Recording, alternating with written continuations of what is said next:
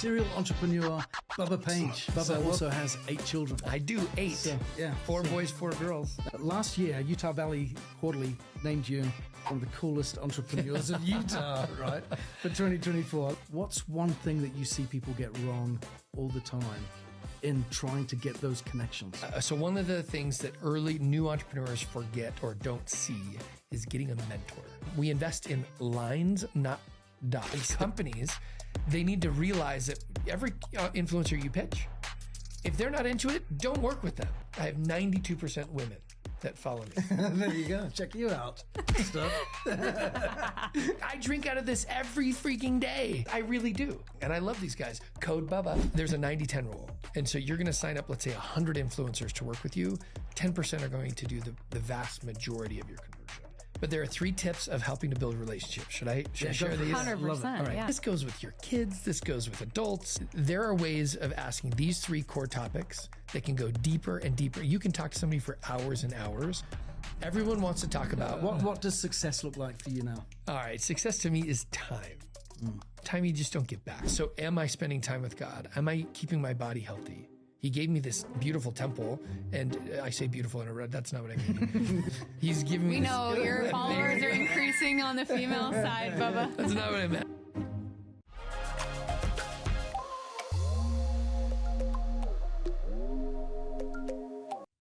Everyone, welcome to another episode of the Longevity Lounge. My name is Ben. It's a pleasure to be your host again. And I'm your co-host, Caylee. And today we have a fun guest. Ben, do you want to give the introduction? I would love to. So today we have serial entrepreneur Bubba Page. So welcome, Bubba. Hey, thanks for having me. So yeah, so glad to have you with us. And Bubba has got a wealth of experience in entrepreneurship. He's founded his own tech companies. He's an angel investor. You've got a VC company now. That's right. Influence.vc, which is awesome. And you're in the process of writing a book as well. I am. Yeah, fatherhood and entrepreneurship. Yeah. Amazing. A relevant subject because Bubba also has 8 children. I do 8. So, yeah. 4 boys, 4 girls. That's and awesome. It is chaos all the time. I relate. I got 6 boys and 2 girls. Yeah, you know. So I know the amazing. deal. You know. I have a dog and it's You got a chaos. Dog. But he's a big dog. He is He's a big dog. Yeah, he is big. Yeah. All right. Chaotic. So let's jump into this, Bubba. So go. yeah, let's kind of reel back the clock a little bit. What got you into what's the origin story for you? What got you into this space of entrepreneurialism and doing all these crazy things you've done? Well, I didn't have any relatives that were entrepreneurs, nobody that I really knew. And I had some friends that were starting a company and they invited me to just be a part of it. And so I ended up being the founding team of this college company. And I learned what an entrepreneur was. And it was amazing. We got to travel the country, go to trade shows, present our product. We had an office and a home product that we took all over the country. And it was this fun experience that I knew at that moment. I was like, whatever this is, I want this. I want to be doing this. Yeah. I had thought that I would do like an MBA and go work in corporate America. But after that college experience, and I would highly recommend anyone in college, you got to start a business. It's like the best time to ever start a company. You have like no risk, you have no real responsibilities, and the schools always help a ton. Yeah. So I got started in college with that business. I ended up selling my ownership to my partners about 2 years after. And that gave me this little bump. And so I was able to get into a townhome. We were just getting married at the time. And then it was in 2009 is when I started my own company. Okay. And sold that one in 2020. Yeah. And angel invested along the way. And now I just love investing in startups, primarily consumer product and consumer tech companies. Yeah. And when I invest, I write a check. I invite my network of investors to come in with me. So I can write this much of a check, but then together we can write this much of a check. Very cool. And so that's what Influence.vc does. And then we bring influencers into every deal to try and make it even, to blow them up even more. So let's jump into that a little bit. Right. Because one, I love the fact that you leverage your network, right? And that gives greater influence and impact. But introducing influencers, tell us a little bit about that, because that's a unique spin, right? Yeah. I mean, I spent a decade of my career was in B2B tech. And so that was where my expertise was.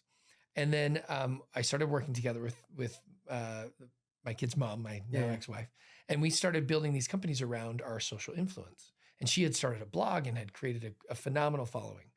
And so we got to know the influencer space. And as it was kind of being created, she was a part of all of that. Yeah. So it's interesting to see my two portions of my career is like B2B tech and then influencer type things. Yeah. And so as I've been around, I love networking. I love meeting new people.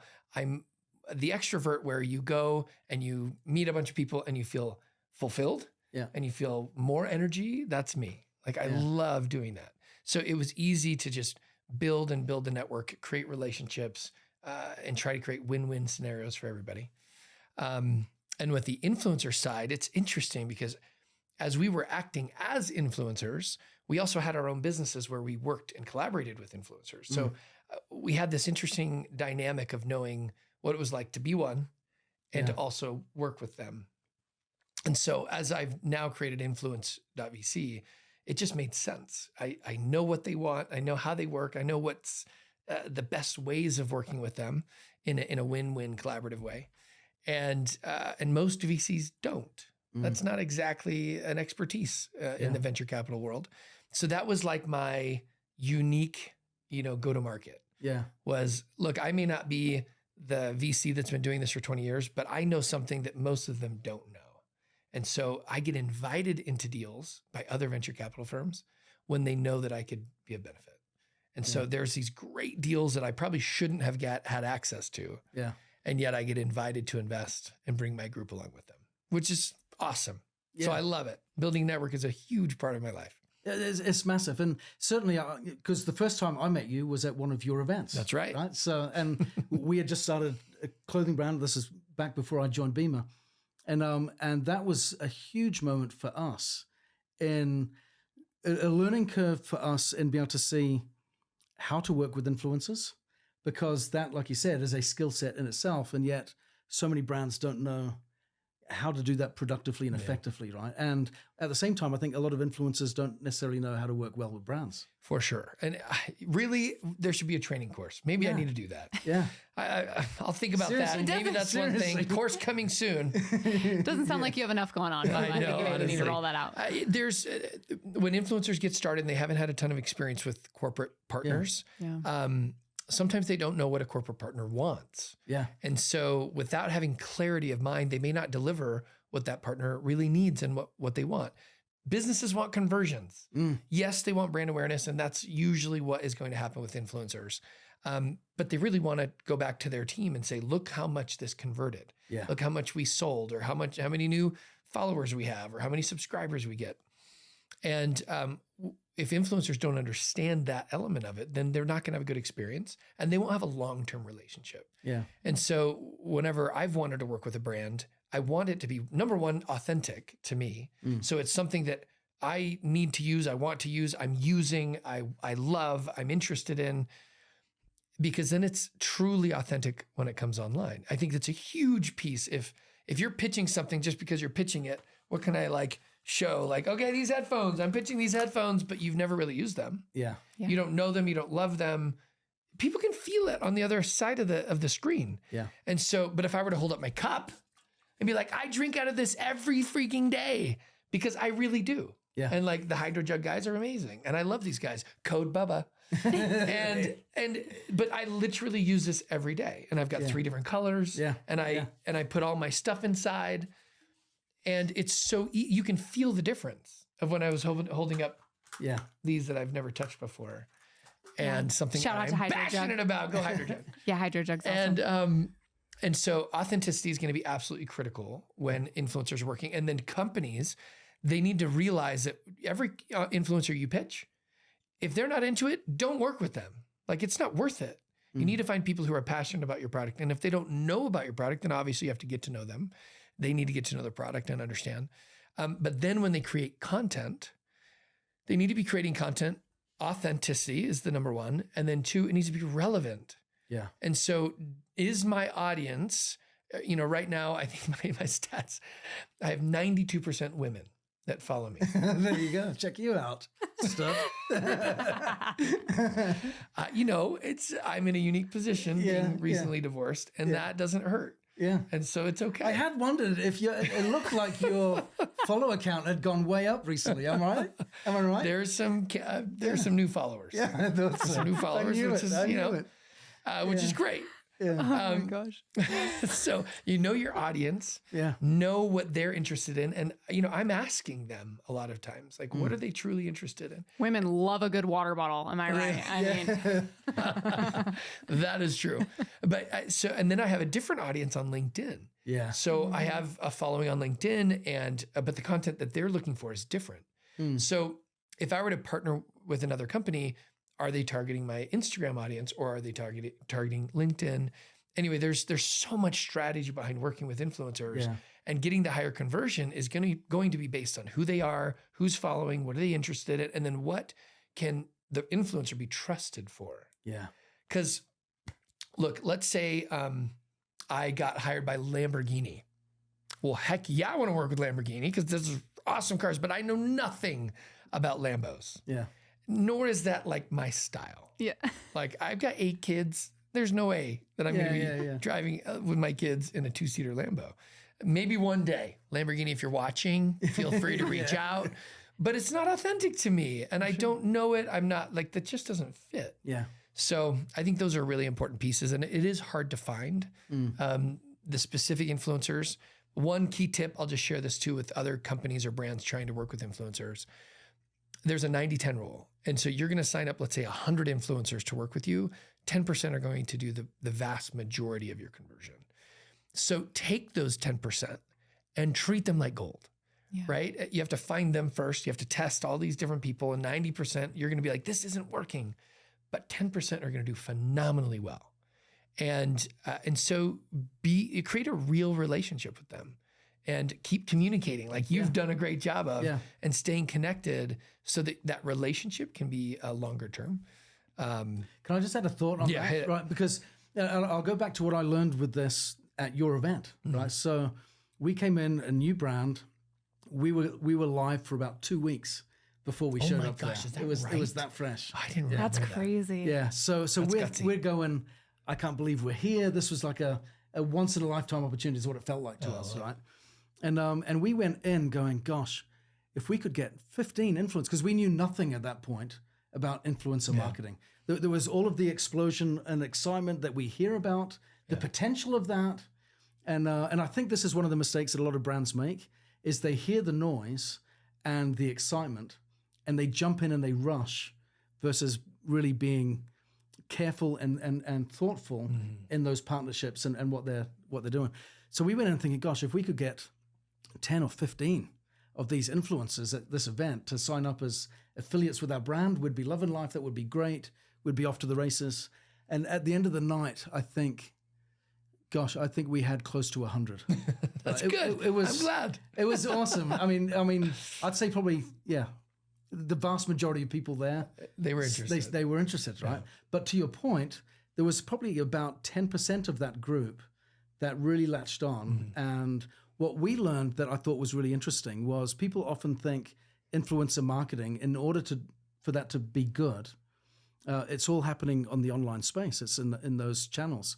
But for those relationships to work, in-person events, getting together and nurturing the relationships with the individual versus seeing them simply as a commodity changed everything. 100%. And that you'll notice that the top 10% for sure, and even the 20, when you have a real relationship, you can text me, you can say, hey, did you see this new update? Or did you see this product thing? Or hey, there's a new discount.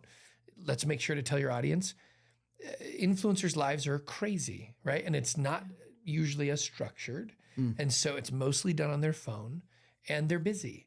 And so to have a brand facilitating for that influencer as much as humanly possible, to the point of even writing out some potential posts of what they could do, or creating graphics that the influencer could use. Yeah, simplify it. Simplify and lay it on a platter. And I know sounds probably, some people might be listening, but like, that's sick. Like, shouldn't an influencer be able to do all their own work and figure it out? Yes. But as a brand, if you want them to actually do it, you might want to help them. Yeah. And the more you help them, the more you're going to get out of it. And I did a collaboration this morning, literally. So on LinkedIn, a new thing went out. It's a company that I've worked with for months now, a long-term partnership that I hope lasts for years. And they wrote me some of the pieces of like, hey, what if your post was something like this? Now, of course, it wasn't you have to write it like this exactly, because they wanted it to be in my own language, my own your tone. own voice and tone and style, But that foundation was great for me to launch off of. So I was able to copy and paste and then modify it to my own vibe. And it got the post out easier, faster, better. And it took less effort from me. I want to do it again. Yeah. And anyway, I was very proud and happy. And I even gave him a thank you. Like, I'm going to go more, I'm going to do above and beyond because of that relationship. Yeah. And like, even just coming here, like if we didn't know each other and you would have reached out and be like, hey, I don't know you, we've never met, would you come on the podcast? I'd be like, I don't know. Exactly. Do I have time for that? But we've known each other for years. So it's like, of course I'm going to come. Yeah. Yeah. Of course. Because you built a real relationship. And I think it's helpful to know that that's key. I think so. I just think whether it's online or offline, relationships are the fundamental glue that binds it together, right? So with that being said, one thing that I find interesting, I think especially, for those of you that are watching and listening, this is being recorded in Utah, right? So the Utah Influencer Network or environment is a very well networked environment. I think unlike other states or other parts of America, right? It is quite a close-knit kind of audience. And that's something that I think from your perspective, what has brought that about and what have you learned from this principle of collaboration with people? Well, first off, a key tip, don't burn bridges. Like you just don't do that. Yeah. You're in a small area. Oh, great. There's my alarm that I shouldn't have on. The key thing here is don't burn bridges. You're going to be seeing people all the time at different events and different formats, settings. Be kind, be generous, be loving, be helpful, because inevitably you're going to work with somebody. Yeah. So if you're short and if you're abrasive, especially in a smaller area we have 3.5 million people in the Salt Lake Valley. Yeah. And Utah has one of the largest per capita influencer rates. And it's mostly leaning on the mom side. Yeah. And so you have a ton of these mom influencers, which are hopefully putting out great content out there. But they're going to go to the same dinners. They're going to be invited to the same events. They're going to see each other over and over again. So that totally helps network them together. Collaborating, one key tip, if you're listening as an influencer, collaborate with those other influencers. Do things together, get together, share and promote whatever they're doing.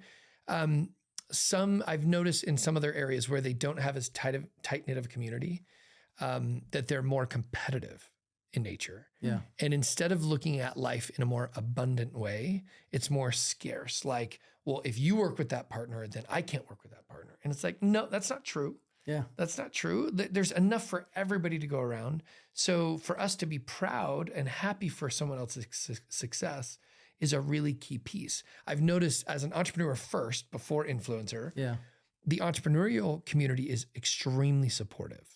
And we rally around success. We want to help each other succeed. And sure, if there's like a direct head-to-head competitor, then that might be tough. Sure. But the reality is we want to help each other, and we're congratulating each other, and we're like high-fiving, how can I help? Early in the days of influencing, it was slightly off. There was a little bit of that competitive nature that it was interesting because I just don't think they were used to helping each other out. I think now it's much more collaborative. They see that it can help one another. So another pro tip, collaborate, be friendly, help each other out, and like go out of your way to congratulate someone or give them kudos online, or even just a comment or a like can be a big deal to bolster that relationship. So anyway, those are some pro tips. I like that. To me, it's the essence of being a good person. Do you know what I mean? If you're genuinely invested in other people's well-being and you want their happiness and you care for them authentically, I think that stuff comes out organically, right? It's natural, and I just think that's a good way to be. So you shared some great tips for how to connect and how to collaborate. For people that are wanting to get into the entrepreneurial space, start their own business, do their own thing, what's one thing that you see people get wrong all the time in trying to get those connections? Yeah. I think it's something that it's fast. I'm going to turn off this alarm, make sure it doesn't go off. Yeah. So one of the things that early new entrepreneurs forget or don't see is getting a mentor. So getting a mentor is someone that has been before. They've been there, they've done this. Typically, it's someone who is not an investor because they have a slightly different relationship with you because their money is at stake. Yeah. So this is someone like, for example, people can book time with me at bubbapage.com. When they come with me, they're asking, how do I get this business started? Or I've got this business started. How do I take the next steps? Or I've created this thing, but I feel stuck. Yeah. And so I'm walking through with them with my experience and helping them to be a mentor. I get so many requests, whether I'm speaking at colleges or on podcasts or on events, on stage. I cannot help everyone as everyone's mentor. And one of my key things when I teach entrepreneurship is you need a mentor. And then, of course, I get a slew of, hey, will you be my mentor? I'm like, I would love to. Yeah, but I can't. Yeah. But I can't help everyone. And so unfortunately, I don't love this because for a long time, I would just go to lunches and just meet with people all the time. And I realized I couldn't just do that all day, every day. So I had to put a paywall in front. And so it's a bummer to have to do that, but it does narrow down those who are really serious. And so when you find a mentor, at least that's how people can schedule with me. And it does, you have to pay for it. Yeah. But it allows I know when they get on that phone, they are ready. They are like ready to listen. They've got their laptop open, they're taking notes, and it's not just a casual like conversation all the time. Yeah. That's the only way I can truly dedicate time to doing that mentoring or that coaching. So finding a mentor is key. Somebody who's in your industry or they have relevant background. You want somebody who's been there, done that, and they can help you see where the landmines are before you ever get there. Yeah. So that's a huge one. A lot of times early entrepreneurs, they don't have the money. Yeah. And so they're like, well, how do I do this? Well, there's a slew of free content online. And so you start there and you get free content, get whatever you can built and start building some kind of traction, meaning a growth in the business, revenue, whatnot, in order to get the right mentors in play. If you have family or friends or relatives that can help you in that way, then do it. Use whatever resources you have. But I think finding a mentor for the space that you're in, who can help you see the future before you can, huge help. And there are so many stats about when people have mentors and when they don't, and the growth trajectory of those who have some kind of a mentor or a coach. But anyway, make sure they're relevant, make sure they've been there and they've done it before you engage. Can I just underscore that point, right? Because getting a mentor, I think a lot of people recognize is huge and important. Yeah. But someone that has been there, done that, you said that, I just want to emphasize that because too many people pick the wrong mentor because you're a good person, you've got success, but not necessarily success doing what I need to get done. Right. So someone that has walked where you want to go, that can look back, like you said, kind of remove the boulders from the road or spot some of the big mistakes that you could walk into because they've been there, done that. I just think it's key. You want to niche down in your mentor, right? And get someone that has been there, done that. And you can find out so much now. Whereas 10 plus years ago, you maybe didn't know exactly what somebody's background was all the time. Yeah. And so, but now with socials, LinkedIn, Instagram, you can see what they're all about. Do you want to emulate their lifestyle or what they did for business? And so, I have very clearly in my LinkedIn and when people schedule, I have a decade of B2B tech in the sales world. And it's like, if you're trying to build in that world, that's where I can help you. If you're like some deep tech AI model, I'm not your guy. I'm just I'm not a techie guy. Like, yes, I've been in B2B tech, but it's mostly in the sales realm. So can I help you build a sales process and sales teams and SDR versus BDR and account managers and executives? Like, that's totally a world. And then social. And it's like, okay, are you trying to work with influencers? Are you consumer product or consumer tech? Totally my jam. Like, I can help you with that. If you're raising money, if you're dealing with investors, if you're trying, like, those are where I can really help people. But don't come to me if you're going to build a rocket ship. Like, I don't know nothing about rockets. Yeah. Right. And so I'm just not your guy. But there are people out there who have that expertise. Find them and try to. The best way is to network into them, having an introduction, by far the best way versus like a cold outreach. Yeah. So that's one key tip. I literally posted that this morning. on LinkedIn, people always try like, how do I get in front of investors? I'm raising money or I want to raise money. I don't know how to do it. The absolute best way is to be introduced to that investor by a trusted friend. And so, because again, I have 200 deals coming to me on a monthly basis from my socials, my LinkedIn, my emails, my text chain. Like it's just everything blows up with deal flow. And so I'm trying to look at which ones are valid and pick maybe one of those 200 to invest in. The ones that come to the very top are those that are going to be introduced to me by a close friend, someone that I can trust. Or that person has built their own relationship with me. And so that some people will schedule time. They're not necessarily pitching me in that moment, or they shouldn't. Yeah. If they schedule time with me and I'm helping to coach them, I'm learning about them. I'm building a relationship with them. I'm finding out if they do what they say they're going to do. And I know this may be off topic, but from an investor standpoint, we invest in lines, not dots. There's an essay that Paul Graham did. You can Google it, lines, not dots. And essentially when an investor is looking at an entrepreneur and wanting to invest in them, if I see them once every year, I get a dot of where they've been and what they're doing. But if I meet with them and start creating a relationship and it's like maybe on a monthly or a quarterly basis, there are multiple dots, but it creates a line. And I can see they told me they were going to do this and they actually did it. Yeah. Well, as an investor, I want to know that. Can they perform, and is there integrity to a point where they're going to execute on the ideas? I don't want to give them money if I don't know that. So either get introduced to somebody or build a relationship. And I know that takes time. It takes energy. And so a lot of people want to avoid the build a relationship part because it does. And if you need money right away and it takes 3 to 6 months to build a relationship or a year or two, I know that can be hard, but that's pro tip. Trying to get investor money, get introduced or build a relationship. Start scheduling time with someone, try to get in front of them and do what you say you're going to do. Yeah. And I think that principle applies regardless of, whether it's in investing or seeking investment or any other part of business building, right? Yeah. Is, the strength of a business lies in the strength of its people.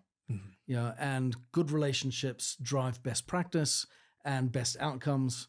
And it's always, in my experience in business, success has always been founded on great relationships across the board. 100%. Yeah.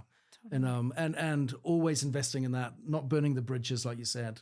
I can go back to I'm still in friends and connected with people that I worked with over 20 years ago. I love that. Because they had an impact on me. I'm grateful if I can just give them a chance and give something back, or we just stay in touch. We're friends. Yeah. And it just means everything, those relationships. Here's a story. So I had a payroll company when I was running Launch Leads. It's the company I built and sold. And there was a time we never missed payroll. This is the miracle of like most companies when you're starting, you're like all over the place with revenue. But there was one month where I went to the payroll company. I was like, I don't think I can make this payroll. Like that, we don't have enough. I'm not taking any income. I can't pay all my people. This person, he had been a service provider for like 2 or 3 years for us. And we had built a solid relationship together. And Terry Lyman, still love you. And he basically said, look, I'll cover you. Don't worry. I know you'll pay me back. And I'm like, what? He's like, don't worry. I know you. I trust you. I've watched you build your business. You're doing it right. And so he literally covered me for that payroll. It was an absolute miracle and risky because there could have been a chance that it wouldn't have panned out. And he allowed me over time, and I don't know, a few months, I was able to pay him back. And I'm a ride or die. Like anything that guy needs, he can call me with anything. For the rest of time. For the rest of forever. Yeah. And there's this law of reciprocity. You don't want everything to always be transactional. But because he had built this relationship, he knew he could trust me.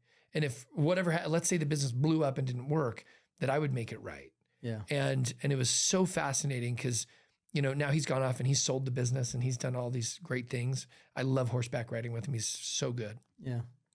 But that type of the relationship building can occur. And if you don't have those relationships yet, build them. Serve and love and get to know people on a personal level. And that's where you're going to get that depth. I don't know if it matters. I don't know if people care, but there are 3 tips of helping to build relationships. Should I share these? 100%. All right. Yeah. So I get asked, this goes with your kids, this goes with adults. People are like, I'm awkward. I'm standing in line. I don't know what to say, like, to the stranger. Look, there are ways of asking these 3 core topics that can go deeper and deeper. You can talk to somebody for hours and hours, and essentially you don't even have to share anything about yourself if you're just asking them questions. So everyone wants to talk about where they're from. That's an easy one, where you're from, and they can give a one-word answer, but then you ask a follow-up. Tell me more about that. How was it growing up there? What was it like? You can go for hours just on where are they from. Tell me about your family. I've got 8 kids. Oh my gosh, what is that like? 8 kids, boys, girls, like, oh, what are they into? What are they doing? How is it being a parent? How is it being first-time parent? Like, you can literally talk for hours about family. And then what do they like to do? And so usually that brings up work or hobbies. And you can go down these rabbit holes of just these 3 topics for hours on end. And the funny thing is, you may not say anything about yourself. Yeah. But at the end of that conversation, if you've been asking these topics, they are your best friend. Yeah. And they love you and they look at you as a best friend, even though they may not know much about you. And this goes for dating. It goes for business. It goes for random strangers. Yeah. But when you're building, some people are frozen when they get in a conversation. Then they're like, I don't know how to keep a conversation going. It's awkward. I feel like I need to walk away. Just remember, where are they from? Tell me about your family. And what do you like to do? Those are the 3 tips that you can have conversations for hours and hours, and they will be your best friends after that. I love that. I've always said, if you want to be interesting, be interested.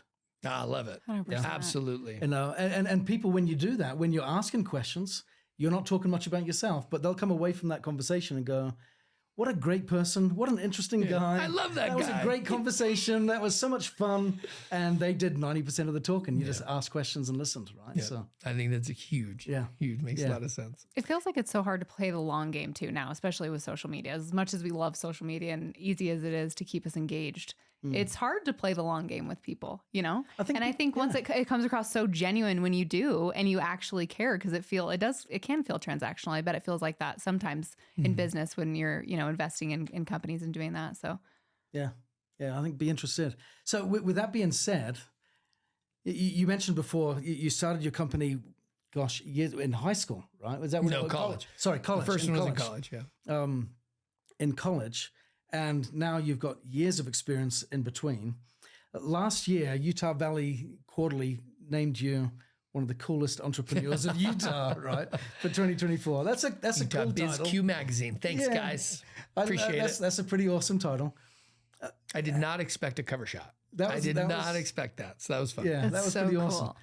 How do you define success now? I mean, I think anyone that wants to be a successful entrepreneur would love to be named the coolest one around. but in real terms, what does success look like for you now? All right. Success to me is time. Time you just don't get back. So time is something, look, money is great and money can buy you time in certain ways.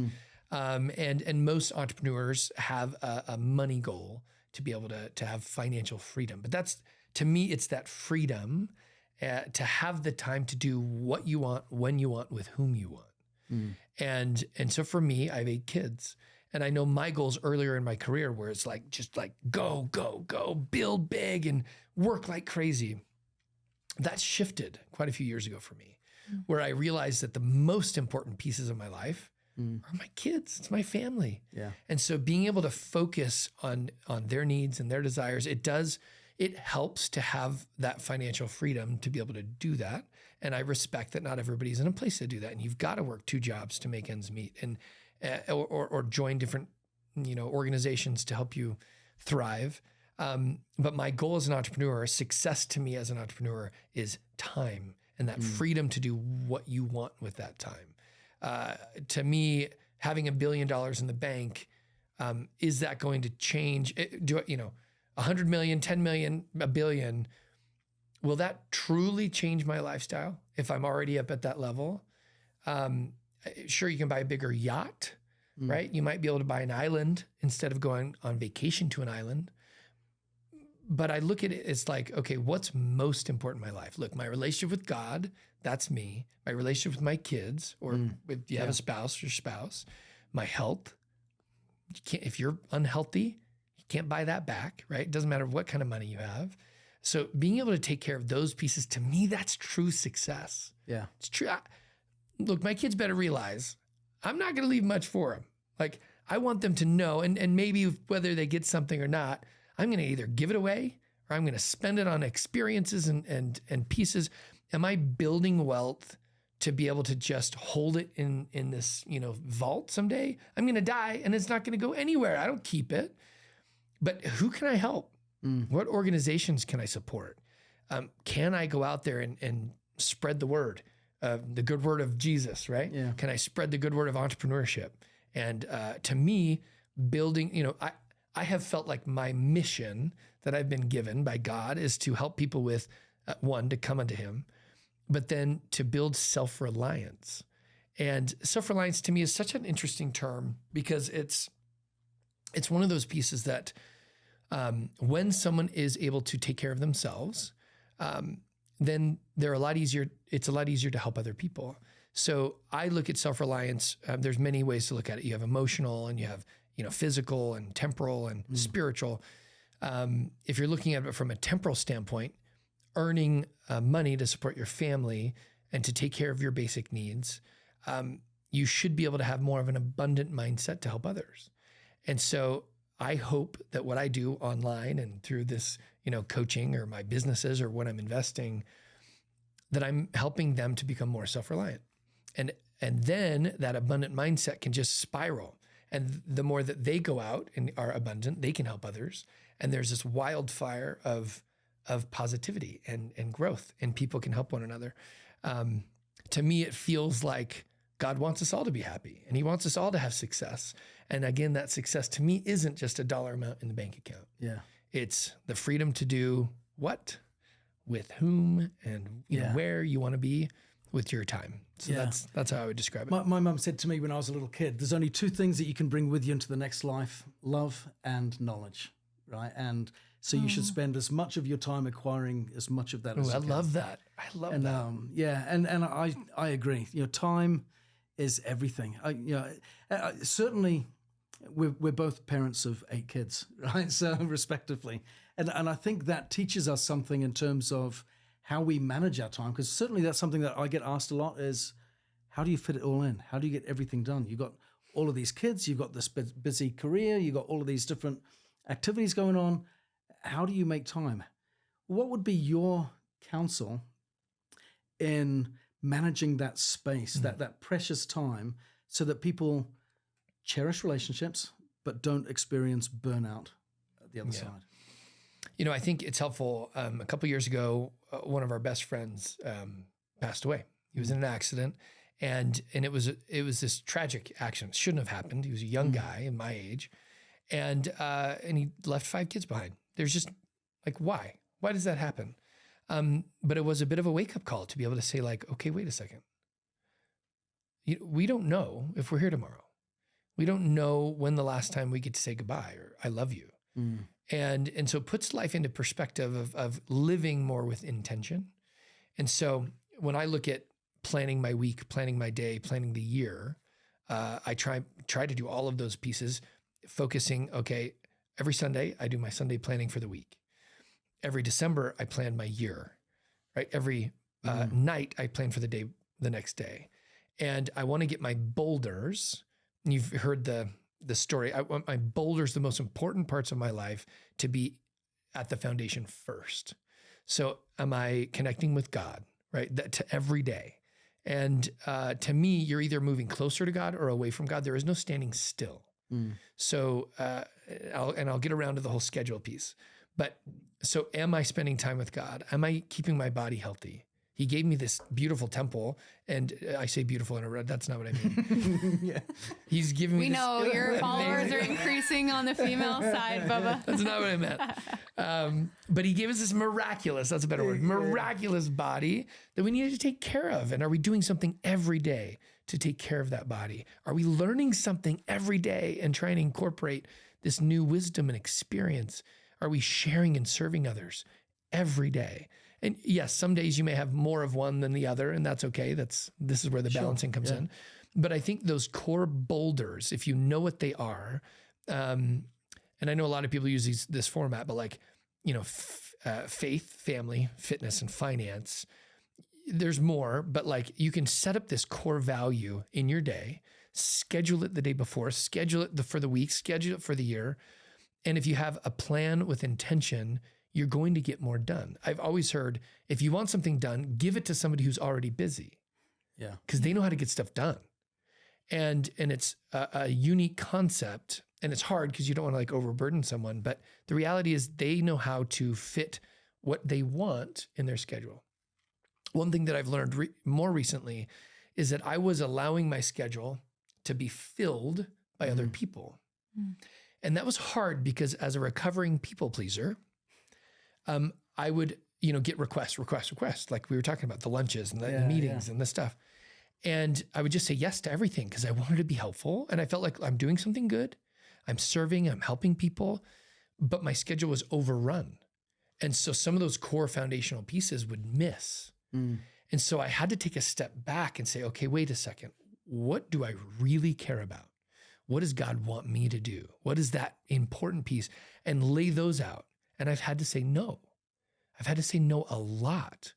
And hence the reason people have to schedule an appointment with me and pay something to sit and talk, because there's too many thousands of people that are requesting the time. But if somebody's willing to go through that hassle, then there's time scheduled and we can do it. But it's eliminated all the other fluff.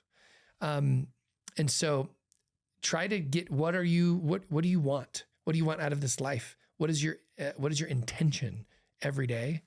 And then obviously I'm a calendar guy, so I have to have everything booked out on my calendar. We talked about it this morning. Like, well, it says 2:00. Is it 3:00? Is it 2:00? Because my calendar says 2.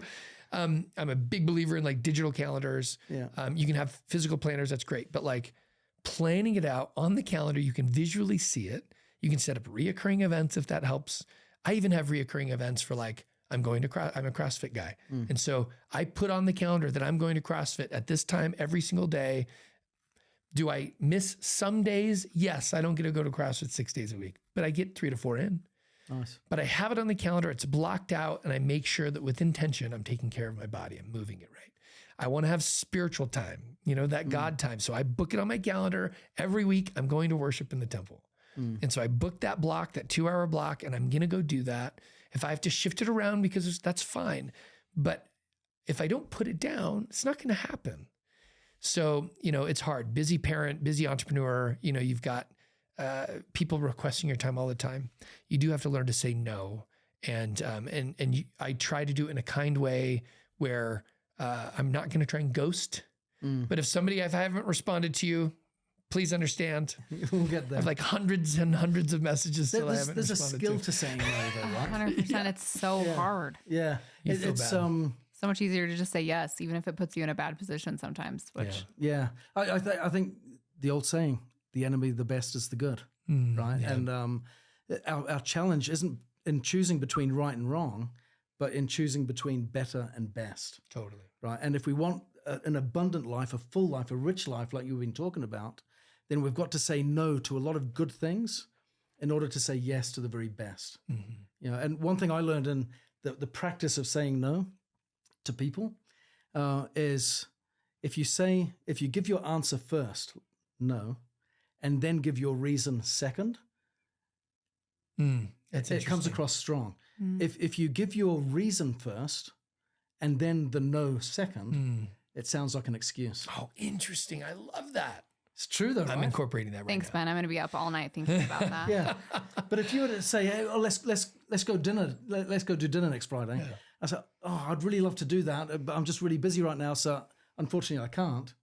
That sounds like an excuse. But if you ask the question, I say, I can't next week, sorry. I've got super busy, my plans are crazy. That sounds like a reason. Oh, I love that. It just changes. It's such a little thing. If we can learn and practice. And the good versus best. This is a fight we all face every day. And it's interesting. There's a quote that says something to the effect of like, the road to hell is paved with good intentions. We all every day wake up with good intentions to do the best we possibly can. But those good intentions, unless truly acted upon, we're probably not going to do the best thing that we can. Somebody was asking me on the drive here, they're creating a talk. They're going to give a talk in church. And they're like, Bubba, I'd love your advice. It's about this topic. How can we, do you have any stories or things you could help me, do this? And what was fascinating is thinking through, making the good choices versus the best choices. I believe in an adversary. I believe that there's opposition in all things. And so knowing that I have some form of being that's trying to make me miserable like he is, it helps me to make a choice of, okay, is this the best choice? Or is it just a good one? And I make the mistake all the time of picking good. And it's so hard to be on top of it all the time. Yeah.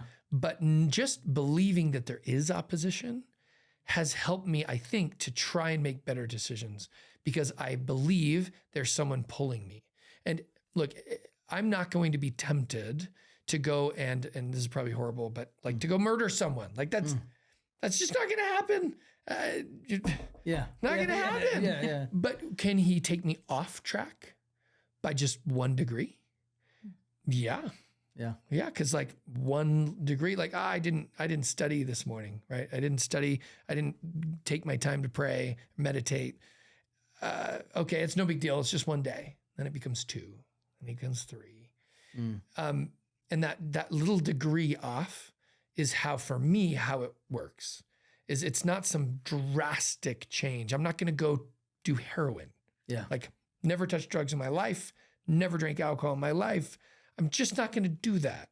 But could somehow this slow progression get me to do some things like that? I think most people would say that's how they ended up in bad circumstances.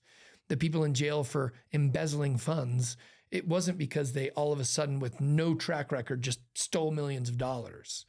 There was just a little thing that happened and then another little thing that happened. And that road and that good versus best, it's fascinating that we have to be so alert and aware. And to surround yourself with people. We are, what is the other quote? We become our best. Oh, come on. I'm ruining it. We're like the 5 people we hang out with. The sum of them. Thank you. Oh, that was horrible. Missed that one. And so if we surround ourselves with people who uplift, who inspire, who talk about solutions instead of, whining or complaining or talking about people. Like if you're talking about people and like drama, dude, get away from those people. Yeah. That is just not, you should not be around those who cannot find ways of talking about bettering the world, inspiring the world.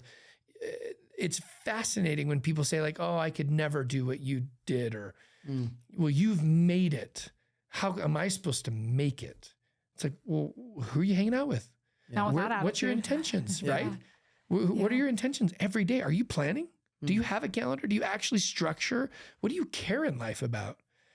Are you taking care? I mean, there's just so many easy questions that if disciplined, people can follow and help. And look, we're all going to make mistakes. We all make mistakes. And we make the bad mistake or the good, thing versus best all the time. And that's what a good and loving, gracious God gives us, is that we can make mistakes and say, dang it, figure it out. I'm going to do better next time. Yeah. And even with relationships, when we blend it here, we're going to make mistakes in relationships too. And we may hurt someone's feelings. We may do it often. And it's up to us to recognize and be self-aware, to be able to apologize truthfully, like vulnerably apologize, and be able to mend that relationship instead of burning those bridges. And so, I mean, hopefully this comes full circle where the relationships really are the key, and building the friendships, business relationships, partnerships, marital relationships, your kids' relationships, and knowing that, hey, we're all human, we're going to make mistakes, but let's try our best every day, even if it's just a tiny bit better every day. And I think we'll end up in a good place. I think so. This is bringing us to a great conclusion, right? We've talked so much about relationships, and I think what, early on in the conversation, talking about influence and influencer strategies and that type of thing really is symbolic, I think, of so much more that we've covered today, because we're talking about showing up authentically. We're talking about prioritizing the most important things. We're identifying relationships are the most important things, right? Learning, committing to excellence, not surrendering the best in exchange for the convenient good, right? All of this is, when we do that and do it intentionally, planning strategically, deliberately, on purpose, good things follow. Amen. Yeah. No question about that. But one last question before we wrap up. There's going to be a lot of people here watching this, listening, that might be hearing about you for the first time, loving this. How do they connect with you and follow you online? I love it. What's the way to do it? So BubbaPage.com is where you schedule one-on-ones with me. Happy to do it. But online, if you go to LinkedIn, it's Bubba Page. Not too many Bubbas on there. No. Instagram, it's Bubba Page. Those are the two best places to follow me there. I'm on all the other places, but those are the two most common. Easy. Awesome. And love to connect. I'd love to be able to hear more from you. What other questions you have. Yeah. This is fun. This has been awesome. So awesome. Seriously. Bubba, thank you so much for joining us. absolutely. And we loved having you and loved having this conversation. So thanks for tuning in, guys. We'll see you next time.